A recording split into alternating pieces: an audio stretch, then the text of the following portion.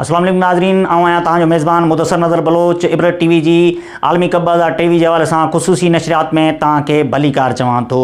आलमी कप 2023 में अॼु न्यूज़ीलैंड ऐं नैदरलैंड जो मुक़ाबिलो आहे। न्यूज़ीलैंड ऐं नैदरलैंड जूं टीमूं हिकु मैच खेॾे चुकियूं आहिनि। इफ़्तिताही मैच में न्यूज़ीलैंड दिफ़ाई चैंपियन इंग्लैंड खे शिकस्त ॾिनी हुई, जॾहिं त ॿी मैच में पंहिंजो जेको आहे नैदरलैंड खे वरी पाकिस्तान जे हथां शिकस्त मिली हुई। जेकॾहिं ॿिन्ही टीमनि जे कॉम्बिनेशन ते नज़र विझूं त न्यूज़ीलैंड जी टीम ऐं नैदरलैंड जी टीम जो को ज़ाहिरी तौर एॾो वॾो मुक़ाबिलो न आहे, पर जीअं चवंदा आहिनि क्रिकेट बाय लक आहे, सो कंहिं बि टीम खे अंडर एस्टिमेट नथो करे सघिजे।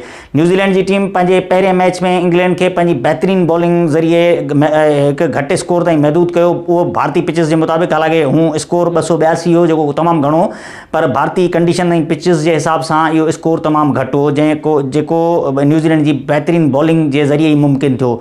वरी जेकॾहिं न्यूज़ीलैंड जी बैटिंग जी ॻाल्हि कयूं त उहो 282 रन्सनि जो हदफ़ न्यूज़ीलैंड जी टीम सिर्फ़ु 37 ओवर में चेस कयो, जेको हैरान कंदड़ हो, छाकाणि त जहिड़ी रीति डेविन कॉनवे ऐं रचिन रविंद्रा बहितरीन बैटिंग कई, उन मां इहो महसूसु थी रहियो त न्यूज़ीलैंड हिन भेरे गुज़िरियल 2 वर्ल्ड कप्स जे फाइनल हाराइण जो बाक़ाइदा पलांद वठणु आई आहे।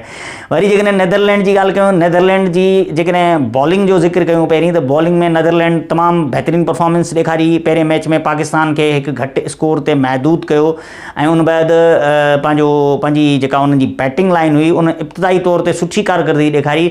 उन जा कुझु बैट्समैन्स जीअं डी लेडे ऑलराउंडर आहे, उन विकेटूं बि हासिलु कयूं ऐं बैटिंग में बि सुठो स्कोर कयो, ऐं हिकिड़ो उन जो ओपनिंग बैट्समैन हो, उन बि सुठो स्कोर कयो, जंहिंजे करे चई सघिजे थो त नैदरलैंड जी टीम बि कंहिं हवाले सां कंहिं बि लिहाज़ खां कमज़ोर न आहे। सो ॾिसूं त न्यूज़ीलैंड ऐं नैदरलैंड जे मुक़ाबिलो जेको आहे उहो वन साइडेड थिए थो, या उन में को हिकिड़ो सुठो मुक़ाबिलो ॾिसण लाइ मिले थो जंहिंखे क्रिकेट शाइक़ीन इंजॉय कनि। सो अचो त नाज़रीन मैच खे इंजॉय कयूं। तेसिताईं पंहिंजे मेज़बान मुदस्सिर नज़र बलोच खे इजाज़त ॾिना। अल्लाह हाफ़िज़।